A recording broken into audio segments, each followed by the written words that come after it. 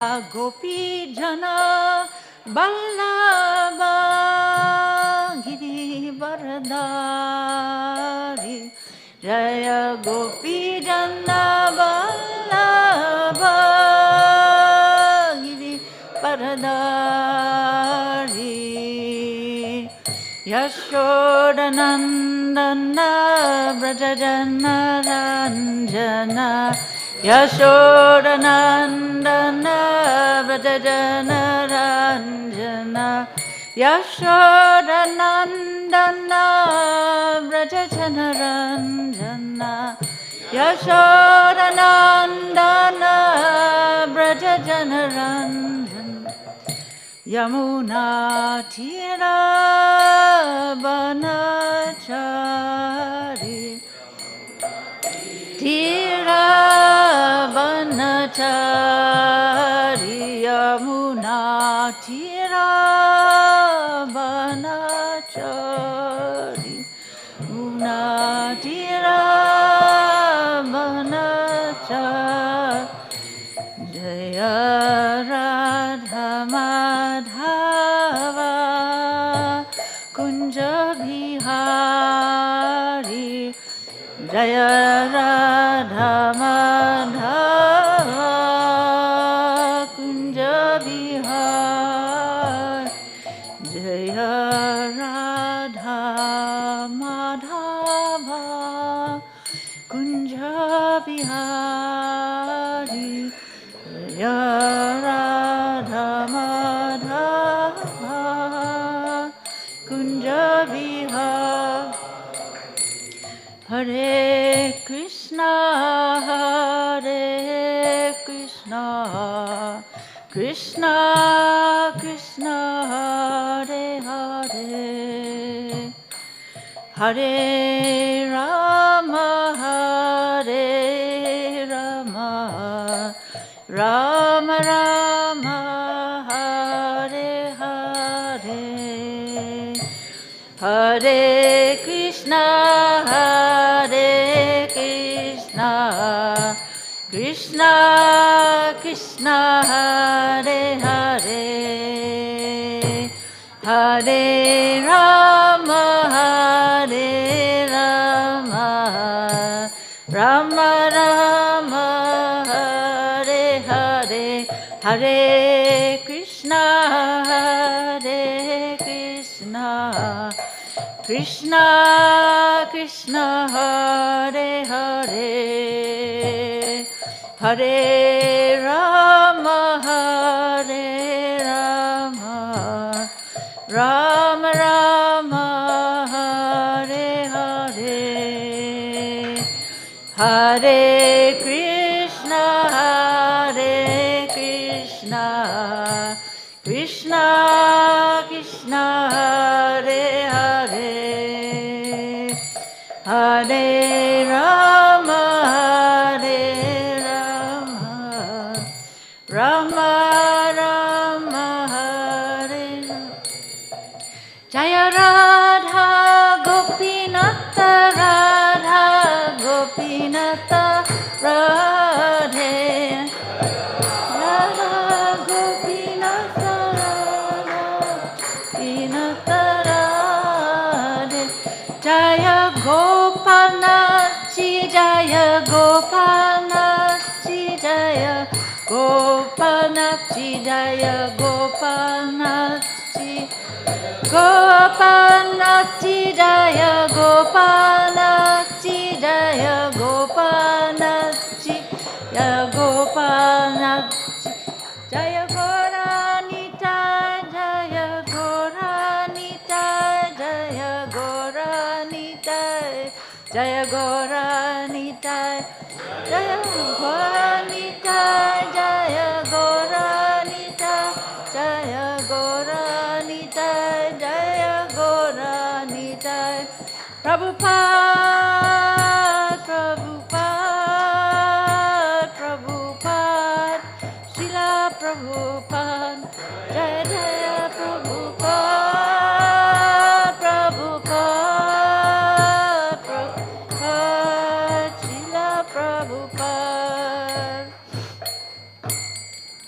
Anantalila Pravishta Om Vishnupad Paramahansa Pariprajakachaja Astritara Satya Srimad Shila Abhay Charanara Vinda Bhakti Vedanta Goswami Maharaj Prabhupada Ki Jai. Anantalila Pravishta Om Vishnupad Paramahansa Pariprajakachaja Astritara Satya Srimad Shila Bhakti Siddhanta Saraswati Goswami Maharaj Prabhupada Ki Jai. Ananta Koti Vaishnav Vrinda Ki Jai. Namacharya Shila Haridas Thakur Ki Jai. Prem se kaho Shri Krishna Chaitanya Prabhu Nityananda Shri Advaita Gadadhar Shri Vasadi Gaura Bhakta Vrinda Ki Jai. Shri Shri Radha Krishna Gopinath Shyam Kunda Radha Kundi Giri Govardhana Ki Jai. Shri Vrindavan Mathura Dhama Ki Jai. Navadvip Mayapur Dhama Ki Jai. Shri Tulsi Devi Bhakti Devi Ki Jai. Shri Jagannath Puri Dhama Ki Jai. New Hastinapur Jagannath Puri Dhama Ki Jai. Shri Harinam Sankirtan Ki Jai. Book distribution Ki Jai. All glories to the assembled devotees. All glories to the assembled devotees. All glories to the assembled devotees. All glories to Shri Guru and Shri Gauranga. All glories to Srila Prabhupada.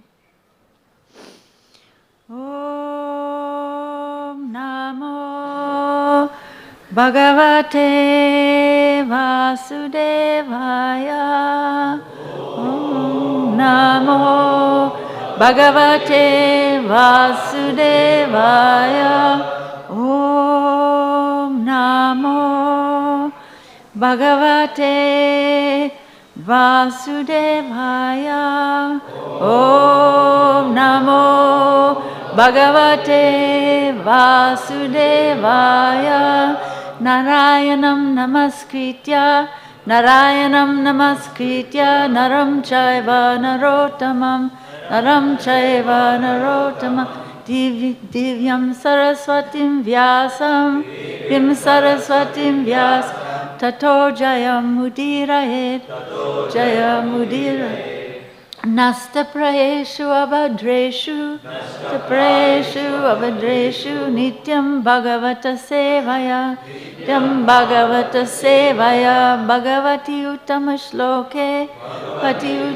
Shloke Bhaktir Bhavati Naistaki. Reading from Srimad Bhagavatam, Canto 11, Chapter number 16, Text number 42.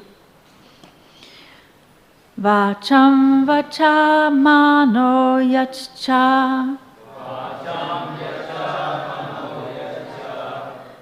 Vacham yachamano yachcha Pranan yachchedriyani cha Pranan yachchedriyani cha Atmanam atmana yachcha Atmanam atmana yachcha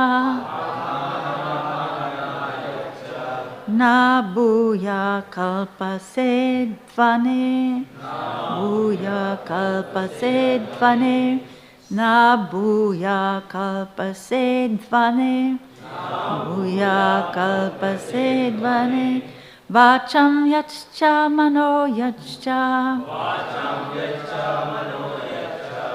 Pranan yachchedriyani cha Atmanam atmana yachcha Na bhuya kalpasedvane. Please chant.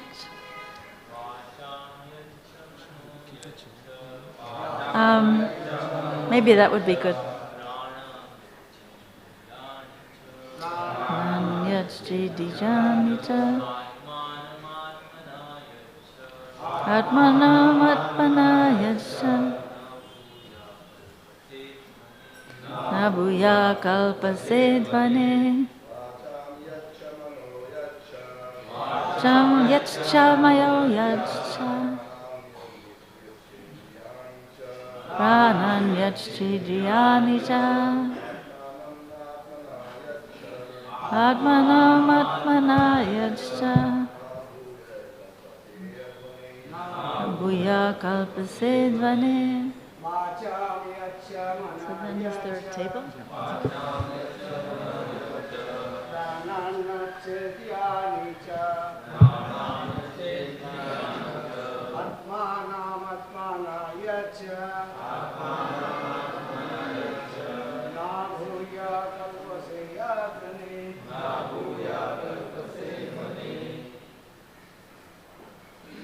Vaishnavis?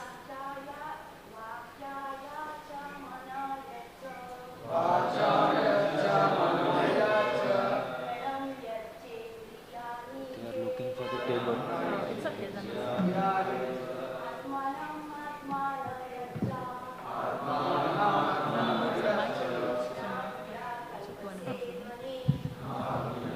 Kalpasedvane. Anyone else? Vacham Yachcha. Oh, sorry. Vacham, speech. Yachcha, control. Manaha, the mind. Yachcha, control. Pranan, your breathing. Yachcha, control. Indriyani, the senses. Cha, also. Atmanam, the intelligence. Atmana, by purified intelligence. Yachcha, control. Na, never. Bhuyaha, again. Kalpase, you will fall. Advane, on the path of material existence. Therefore, control your speaking, subdue the mind, conquer the life air, regulate the senses, and through purified intelligence, bring your rational faculties under control. In this way, you will never again fall onto the path of material existence. Please repeat. Therefore, control your speaking, subdue the mind, conquer the life air, regulate the senses, and through purified intelligence, bring your rational faculties under control. In this way, you will never again fall onto the path of material existence. Purport by the disciples of Srila Prabhupada. One should see all things as expansions of the Supreme Lord's potency, and thus with speech, mind, and words, one should offer respect to all things without minimizing any living entity or material object. Since everything belongs to the Lord, everything ultimately should be engaged in the Lord's service with great care. A self-realized devotee tolerates personal insult and does not become envious of any living entity, nor does he see anyone as his enemy. This is practical enlightenment. Although a pure devotee may criticize those who obstruct the Lord's mission, such criticism is never personally motivated, nor is it ever based on enviousness. An advanced devotee of the Lord may chastise his followers or criticize the demoniac, but only to carry out the mission of the Supreme Lord, and never out of personal enmity or enviousness. For one who completely gives up the material conception of life, there is no possibility of entering again onto the path of birth and death.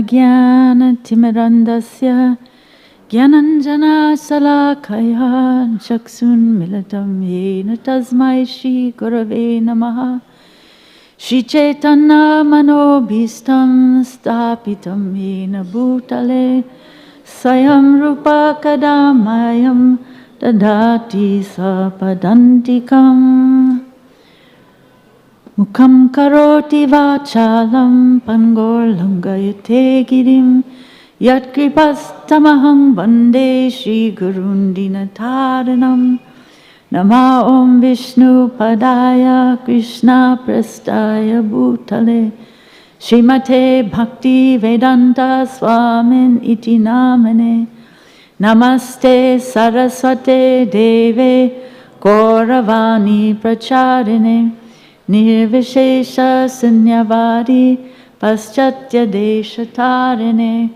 Vanchakalpatarubhyascha Kripa Sindhu Bhaevacha Patitanam Pavanebhyo Vaishnavebhyo Namo Namaha Jai Shri Krishna Chaitanya Prabhu Nityananda Shri Advaita Gadadhar Shivasadi Gaura Bhaktivinoda Hare Krishna Krishna Krishna Hare Hare Hare Rama Rama Rama Hare Hare. I will be leaving tomorrow after being here for a really nice long visit, and I really wanted to thank all of the devotees of Radha Gopinath Mandir. This temple, all of you really set the gold standard for hospitality in the world. And this temple and your hospitality is famous all over the world. And all over the world, devotees are trying to learn from you. So I really have to thank all of you, really from the bottom of my heart. It was amazing at the flower festival. Gauravani was saying that this is really a festival of gratitude, not flowers. It's a festival, he said it's a festival of humility and gratitude, of course. But he was saying that all the devotees who live here hardly get to attend the festival at all. Everyone is so busy decorating, making the beautiful curtains of flowers that were so beautiful and fragrant, the white flowers, and the amazing garlands, which I've never seen. Thank you to all the garland makers in there. I've never seen garlands like this anywhere in the whole world, so thank you to all of them. It's amazing that following the kindness of Radha Swami, all of you make such access for all these foreign people to come in and enjoy the festival so wildly, while all of you are cooking and serving and in a million ways and not even able to attend. And thank you so much to Neil Krishna Prabhu and Achyutanand Prabhu and all the guest services department for being so kind and so extraordinarily hospitable. I don't even know how I would even try to imitate what you do, so thank you so much and look forward to coming back. So in this wonderful verse of Srimad Bhagavatam, we see parallels to Krishna's instructions in Bhagavad Gita. We see parallels to Rupa Goswami's instructions in Nectar of Instruction. But this Uddhava Gita, these instructions to Uddhava in the 11th canto, are really so much more exhaustive than the 700 verses that Krishna gives to Arjuna in Bhagavad Gita. And I was thinking this verse is so much like the first verse of Nectar of Instruction. Vacha vegam, manasakroda vegam, jiva vegam, udarapasta vegam, etan veganyo vishaheta dira, sarvanapi mam pritivin sasisyat. So when one can come to the place of controlling vacha, the urge to speak, the mind, the anger, the pushings of the lower urges, the stomach, the genitals, then someone becomes actually qualified to accept disciples all over the world. This is Rupa Goswami's first instruction. So Krishna says in Bhagavad Gita, the senses are superior to dull matter, superior to the senses are the mind, superior to the mind is the intelligence, and then the self, which in this verse the self was referred to as intelligence, as Atmanam, so closely aligned is the intelligence to the true Atma. So we need to, as the verse so beautifully said, control with the rational faculties and our breath. Our breath can also be used in chanting japa. Sometimes when your mind is wandering, you can also take a deep breath, and as yogis do, use the breath to help focus the mind. So these are beautiful instructions. And I was also thinking that the very important verse, there are many important points given by Srila Prabhupada, or by the disciples of Srila Prabhupada in this purport. So I was also thinking of how the verse says that if you do these things, if you control the mind with the rational faculties and bring them all under control, then the last sentence of the verse says, in this way you will never again fall onto the path of material existence. So it's very similar to the verse, the famous verse that we all pretty much know in the 4th chapter of Bhagavad Gita that instructs us to approach a spiritual master. 4:34, which says, just try to learn the truth by approaching a spiritual master. Inquire from him submissively and render service unto him. The self-realized soul can impart knowledge unto you because they have seen the truth. So that's a very important verse everyone should know, Sanskrit and English.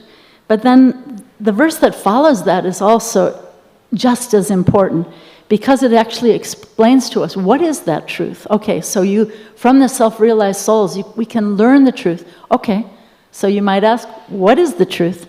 So in the next verse, Krishna says, having obtained real knowledge from a self-realized soul, you will never again fall into such illusion. For by this knowledge, you will see that all living beings are but part of the Supreme, or in other words, they are mine, Krishna says. So this is truth. This is knowledge, to understand that every living being, no matter what they look like, no matter what culture or community or color they're all part of the Supreme and beloved to Krishna. And then in the purport, Prabhupada says so beautifully, he says, the sense of an existence separate from Krishna is called Maya. Yeah, and then he goes on to explain more. So the sense of separate existence, this is Maya, when we see something or someone as separate from Krishna. I was reminded of the beautiful installation ceremony that just happened last week at the Govardhan Eco-Village, where the deities of Madan Mohan, Srimati Radharani, and Srimati Lalita Saki were installed. And when the priests were doing this ceremony, there was a very interesting part of the ceremony where they were actually invoking all the demigods to come into the body of Madan Mohan. They were invoking all phases of time to come into Madan Mohan, all the planets, all the demigods, all the devatas, all the elements, all the modes of nature, and one after another, all of these, everything in existence was being invoked to enter into the body of Madan Mohan. And the priest was making such a beautiful point that by this process we have to understand that we only need to go to Krishna. We don't need to go to any other demigods. We don't need to go to any astrologer. We don't need to go anywhere except to Krishna, to have that faith. This is called faith, that all the purposes of my existence will be served if I just take shelter of Krishna. It was a very beautiful thing to see. But in material consciousness, the material mind, we think someone is my enemy, someone is my friend. But we should understand only that materialistic mind, in fact, is my enemy. That no one is my enemy except within my own materialistic mind that brings me under the illusion that anything is separate from Krishna. And Prabhupada says that this is practical enlightenment, to understand, to not be envious, to understand that no one is my enemy. This is practical enlightenment, he says. So in the material world, we think we have so many enemies. The mother-in-law thinks the daughter-in-law is her enemy. The daughter-in-law thinks the mother-in-law is her enemy. Everyone, maybe if you're working for someone, you might think, my boss is so cruel, he's my enemy. Or maybe if you're so many people who cause anxieties or problems in your life, maybe they are my enemies. But in fact, the only enemy is within that materialistic mind who's trying to create this web of illusions within our hearts to think in this way. But in fact, nothing is actually separate from Krishna. In that beautiful video of Srila Prabhupada, it's very hard to watch, but that film that Yadubar and Vishaka Prabhu's made of Srila Prabhupada in I think it's called The Final Lesson, where he says they're filming him and he's just lying on his bed and translating verses in the most amazing way, translating the final verses of Srimad Bhagavatam, 10th canto, the final ones that he completed. So he says, everything is moving, acting under the supreme desire of Krishna. This consciousness is called Krishna consciousness. So just imagine if we could just dwell always in that consciousness that everything is moving, even when something comes up against me in my life or some obstacle or some problem, that everything is moving under the supreme will of Krishna. And this is another test, how I can again take shelter of Krishna with my full heart and mind. And then in the purport, the disciples of Srila Prabhupada explain, as Srila Prabhupada in other places has explained, that sometimes a pure devotee might criticize those who try to obstruct the mission of the Lord, but that this criticism is never based on enviousness. How does he put it? It's never based on enviousness, or it's never personally motivated. So if you read Srila Prabhupada's books, sometimes you'll find in his books, especially in the purports to Chaitanya Charitamrita, you'll read these little kind of digs that Prabhupada gives for people who are trying to obstruct the mission of the Lord. He gives these digs to his own personal godbrothers, sometimes to ISKCON managers. Many instructions, if you're in a position of management, those are very good purports to read because Prabhupada is very instructive in those purports.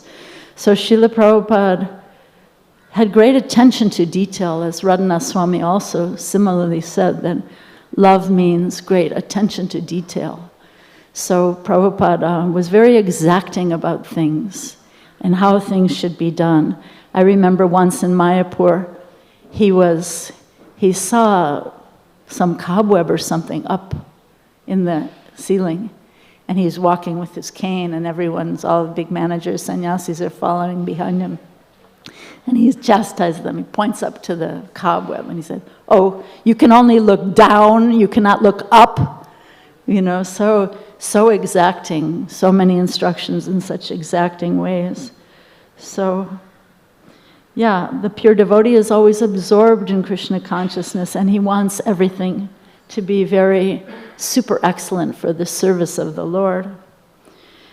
And a pure devotee is also, Prabhupada once said, is so absorbed in Krishna that he does not know if his coat is on or off. He's so absorbed in Krishna that he does not know if his coat is on or off. So there's another important instruction given in Nectar of Devotion where Rupa Goswami, in the 8th verse, he gives what he calls the essence of all advice. Tannama rupa charitadi sukirtananu smitokramena rasana manasi niyojya chistan raje tad anuragi jananugami kalam nayat akilam iti upadesha saram. So some people call Nectar of Instruction 15 minutes with a genius. Such a short book, only a few short verses. 15 minutes with the genius. So what is the essence of all advice from that great genius, Srila Rupa Goswami? He says the essence of all advice is that one should utilize one's full time, 24 hours a day, in nicely chanting and remembering the Lord's divine name, transcendental form, qualities, and eternal pastimes, thereby gradually engaging one's tongue and mind. In this way, one should reside in Vraja, Goloka, Vrindavan Dham, and serve Krishna under the guidance of devotees. One should follow in the footsteps of the Lord's beloved devotees who are deeply attached to his devotional service. So yeah, in that context, there's an interesting story of when the residents of Vrindavan met the Yadavas in Kurukshetra, and they were all there, and Mother Yasoda was there, Nanda Maharaj was there, even the gopis, the cowherd men were all there, and Devaki came to Yasoda. Krishna was sitting with Yasoda Mata, and they were just staring at each other with so much love. And Devaki, of course, these are all transcendental leelas, so we shouldn't think in a materialistic way about any of them, but these lessons are there to teach us. So Devaki, in a kind of a, like in America they might say, a left-handed compliment, you know this, it's kind of like a little dig. So Devaki said to Yashoda, "Thank you so much for raising my son, Krishna. Although he wasn't really your son, still you raised him with so much love." It kind of like a little dig. And Yasoda was so absorbed, and here's the lesson. Yasoda Mai was so absorbed in Krishna and just staring at Krishna's beautiful face, and Krishna was so absorbed in staring at Yashoda's beautiful face. Neither one of them even heard that little dig. So I think it's very instructive. Imagine if we could be like that in our lives when someone says, "Gosh, you're really putting on weight, you're getting a little fat," or someone says, "I haven't really seen you in Mangalarti," or "You're chanting japa in a very sloppy way," or all the millions of ways that we can get criticized in the world, you know. "You're looking quite shabby," blah, blah, blah. So much gramya kata, so many little digs come to us in our lives, in our office. If you're an attorney, in the courtroom, certainly. If you're a doctor, there can be malpractice accusations. So many problems in this material world. Your children can be disrespectful. Your wife or husband can be unkind sometimes, especially in intimate situations. We can tend to be unkind to each other. But just imagine if we were so absorbed in Krishna that we wouldn't even hear, we wouldn't even perceive these little digs that come at us in the material world. And this is the advice of Rupa Goswami, to be so absorbed, the essence of all instruction. So I was thinking that sometimes we hear about nonviolent communications. You've heard the term? Nonviolent communications. And when a relationship is fragile, when you're preaching to someone brand new at the temple, or on the street, or maybe with children, or maybe, when the relationship is not so thick. A nonviolent communication is very important. It's an important principle.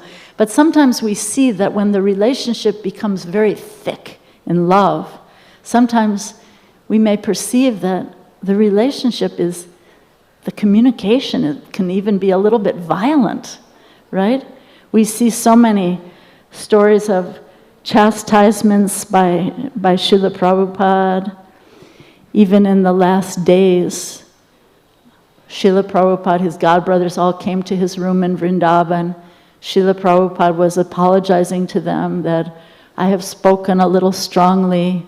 I have been critical of all of you. Please forgive me. And they were all saying, no, you haven't committed any offense. This is all in the spirit of preaching the holy name. You've been the greatest preacher, taking the holy name all over the world. But Srila Prabhupada was really strong. And sometimes to his disciples, there's so many stories. Did you ever hear this story about when Harikesh was his personal secretary, and Prabhupada really had a vision that he could be doing more. He could be preaching and doing tremendous work in another sphere. And Prabhupada was in a demeaning way calling him my oil-smearing servant.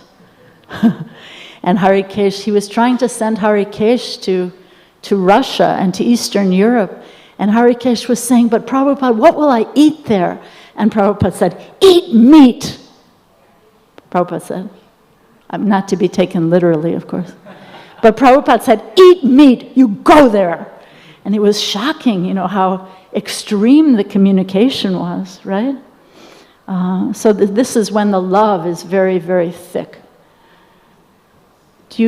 Any of you have an example of a story like that?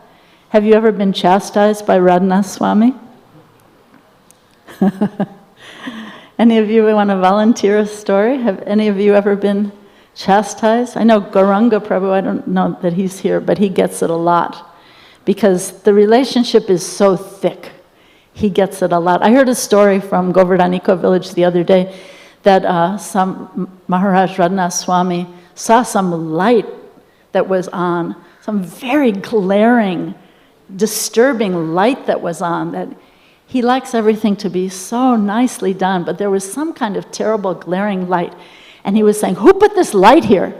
This is terrible. And then he picked up a rock and he said, if you don't get this light out of here within 30 seconds, I'm going to smash it. And all the brahmacharis went running to get that light out of there. And so this is love. This is when the love is very thick, but sometimes, of course, we have to be very gentle when the relationship is not so thick. There's another story of Srila Prabhupada in Philadelphia. There was a scholar who came, and he was an Indian man, and he was actually from a Vaishnava family, but he was teaching Hinduism in a university there. And he was very modernistic in his approach and kind of a fallen guy. And so he came to see Srila Prabhupada. And so they told Srila Prabhupada that this was a professor of Hinduism. And he says, Prabhupada said, so what is Hinduism? And he said, I do not know. No one knows. Something like that. I do not know. And Prabhupada turned to Bhakti Swarup Damodar Maharaj, who was sitting next to him, and he says, he is teaching, but he does not know. What does this mean? And Bhakti Swarup Damodar Maharaj said, it means cheater, Srila Prabhupada. It means he is a cheater. So heavy, right in front of this big scholar. And Prabhupada said, yes, he is a cheater. So heavy. And what happened was, the whole community, especially the Indian congregation and community, became very disturbed that Srila Prabhupada has spoken so harshly to this respected scholar. Why is he doing this? Why is Srila Prabhupada so harsh? And it actually created a big stir in the community for quite a while. Everyone was sort of gossiping about why Srila Prabhupada was so harsh. But then what happened, I heard this story from Ravinda Swarup Prabhu, who was the temple president at that time. He's also a great scholar. And he said after some time, after some years, he again met that scholar. And that scholar said to him, he said, Prabhupada was right. I was a cheater. And Prabhupada brought me back to understanding correctly that who is Krishna. And what I need to understand to be authentic. So it's amazing that Prabhupada had that long-term vision, how to bring this person who was really posing as a scholar, how to bring him to the point of actual scholarship, of understanding who is Krishna and what is my relationship with Krishna. So that's a wonderful story. Any volunteers to tell an incident of when you got chastised? Or what about when someone else got chastised? What about from Shastra? Any examples of someone getting chastised by this thick relationship in scripture? In Bhagavatam or Chaitanya Charitamrita or anything? Any of you think of anything? What about Advaita Acharya? He was senior to Lord Chaitanya, right? So Lord Chaitanya was always so respectful to him. Actually, by his calls, Lord Chaitanya descended by the very calls of Advaita Acharya. We need to learn how to call out to Krishna's holy name from Advaita Acharya. So Lord Chaitanya was always very respectful to him.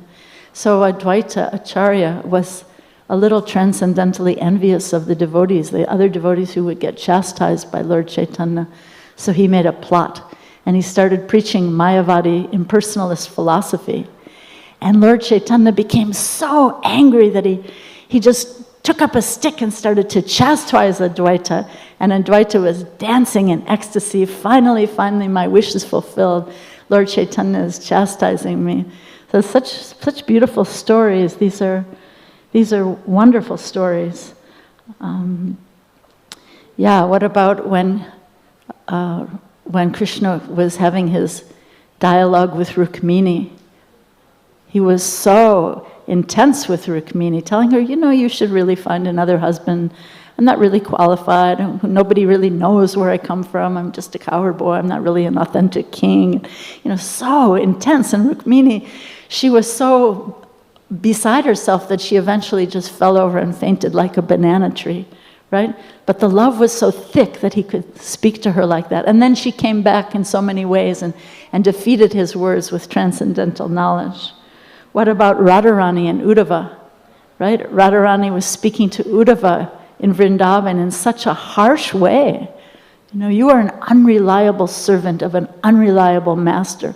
How dare you come and speak to me like this? Has this brought up anything for you? Do you think of anything? An example of this thick love where the communication is not so non-violent? Yes?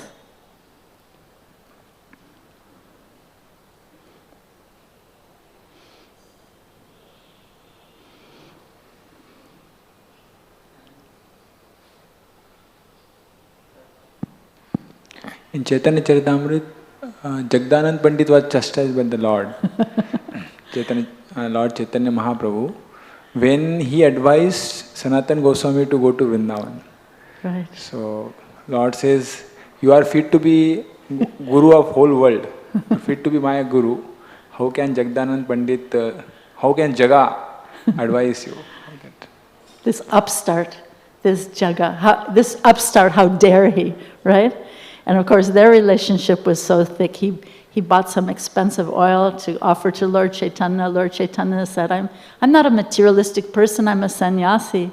How can I accept this oil? Jagadananda smashed it on the ground. Imagine the cost of pure sandalwood oil at that time. He smashed it on the ground. So the relationship is so thick. Yeah. One other thing I just remember that I wanted to say about the brahmacharis, Achyutanand Prabhu has been continuously giving son papri to my grandson Kirtan, continuously giving him boxes of son papri. And then yesterday when they were leaving, he said, we brahmacharis, we don't eat son papri. He said, we only give it. So how beautiful is that? That's so much gratitude that... Yeah, so this thick relationship. So what about Prabhupada and Tamal Krishna Maharaj? He was chastising Tamal Krishna Maharaj for so many things. And Tamal Krishna Maharaj, out of complete frustration, said to Prabhupada, well, I just might as well go to China. And Prabhupada said, Krishna made you say that. You go to China. And then he had to go to China, which opened up a whole other realm of preaching. So amazing, amazing, thick relationships. Anything else from the Bhagavatam, from Chaitanya Charitamrita? Anything occur to any of you? Yes. In Chaitanya Charitamrita, when Shivananda Sen is taking all the devotees to Jagannath Puri, and Lord Nityananda is also there. So he's held up at some toll collector, and the other party, they move ahead, and then there is no arrangement for accommodation and prasad, and Lord Nityananda becomes very angry, and as soon as Shivananda Sen comes back, so he kicks him. Wow. What if the guest services department at Radha Gopinath Mandir had Lord Nityananda come? Oh my goodness. It would be amazing. Such a wonderful story. Yeah, thank you so much. What about Bali Maharaj and Vamandev? His whole family is angry.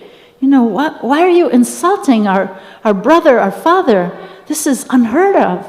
But the love was so thick that Bali Maharaj could handle that kind of love. He could handle that kind of intense, thick love.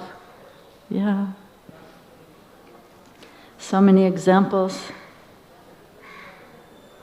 So this chastisement, what's the purpose of chastisement? What do you say? I'm thinking of three things. What's the purpose of chastisement? Why can't it just be spoken nicely in a non-violent way?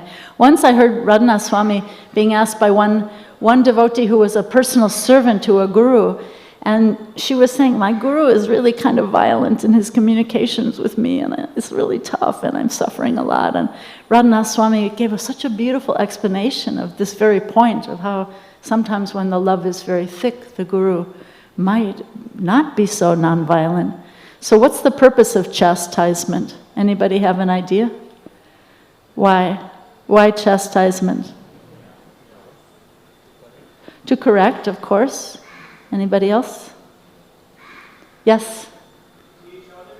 To teach others, yes. What else?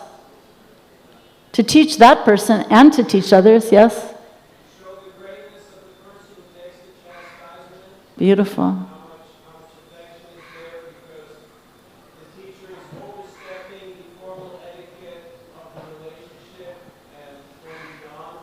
Beautiful. The teacher is overstepping the formal etiquette and going beyond to chastise. What about the beautiful story of Bhakti Charu Maharaj when he was serving Prabhupada, and Prabhupada wanted orange juice, but there were no oranges.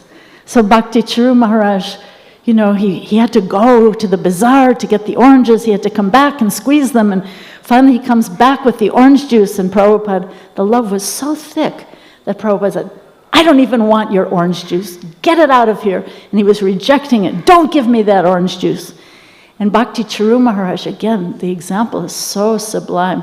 He just basically, by his love, he forced Prabhupada to accept the orange juice. He was like, putting the orange juice there. No, get it out of here. I don't want your orange juice. And he's just so lovingly putting it there, until finally Srila Prabhupada drank the orange juice.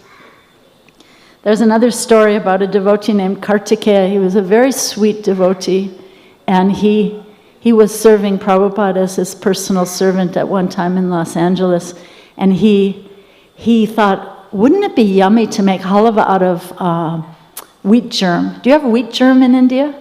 It's the germ of the wheat. It's very healthy. But so he decided, I will make some halava out of wheat germ for Prabhupada.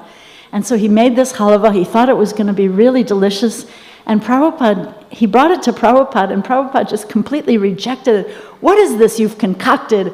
This is not halava. Get it out of here. And he was very, very angry, really. And so this beautiful Kartikeya, he went in front of a picture of Srila Bhakti Siddhanta Saraswati, Prabhupada's guru, and he was praying to Bhakti Siddhanta Saraswati, and he was saying, please, Param Guru Maharaj, I just want to please your beloved disciple Srila Prabhupada, and I just wanted to offer this nice wheat germ halava for him, and I just wanted to please him. Please ask him to accept it. And then all of a sudden he hears the bell. Srila Prabhupada's calling him, and Prabhupada called him back and said, what is that halava that you made? And Srila Prabhupada tasted it and said, this is very nice, very nice.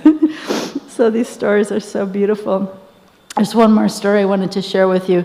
Also a devotee who became a sannyasi. He was serving Prabhupada as his personal servant. His name was Nanda Kumar. And I was taking care of the deities in New York at this time, and Prabhupada's rooms were right next to the Pujari room. And Nanda Kumar Prabhu came into the Pujari room and he was in shock.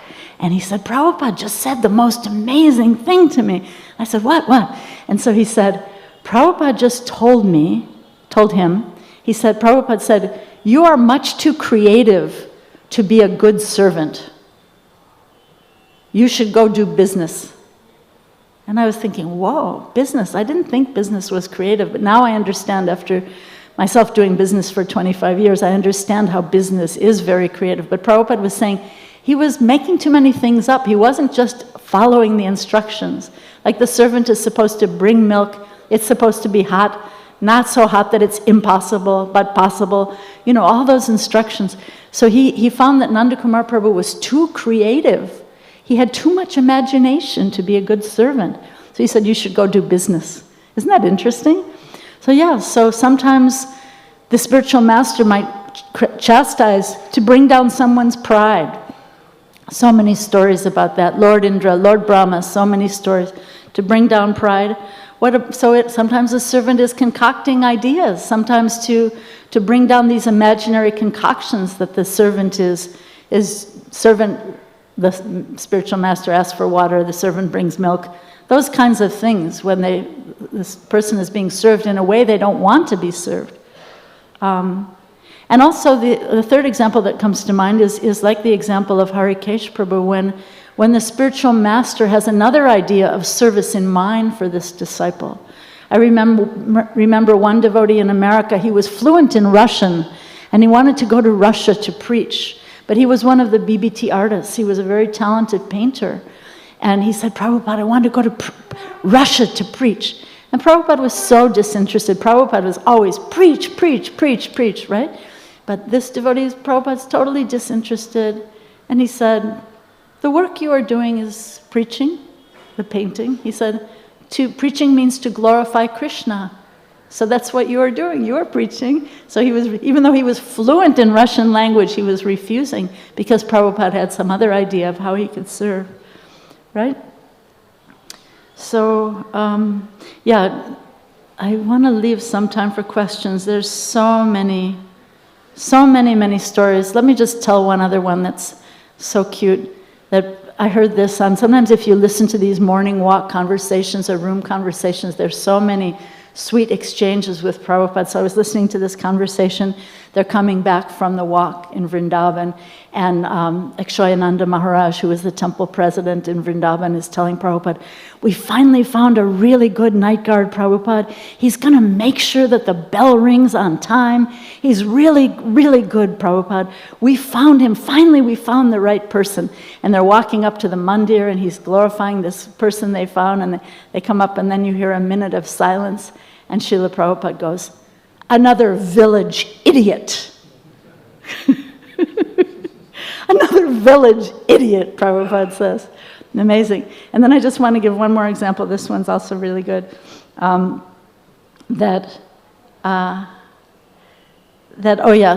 this is another story that took place in Vrindavan. Prabhupada was very, very upset because of some incompetent management. And he gathered all the managers in his room, and he asked them, what is the solution? He's asking all of them, what is the solution? And one of the managers said, well, Srila Prabhupada, I think if we all became Krishna conscious, that would solve the problems. And Prabhupada said, another impractical idea. So funny. So just like Prabhupada told Giriraj Maharaj, it requires Krishna consciousness, of course, but also Prabhupada said organization and intelligence, right? So just to recap in conclusion, we talked a little bit about not seeing anything separate from Krishna, being absorbed in Krishna, so when these little pokes and these little jabs come to us in the material world, we'll be so absorbed in Krishna that we won't even notice. We talked about the story of Devaki and Yasoda and Krishna in Kurukshetra. We talked about Srila Prabhupada's chastisements in the Bhagavatam. We talked about nonviolent communication and sometimes how when the love is thick, the communication may appear to even be a little bit so-called violent, right? So many thoughts, and thank you so much. Do you have any comments or questions or reflections? We have 3 minutes if the clock is right.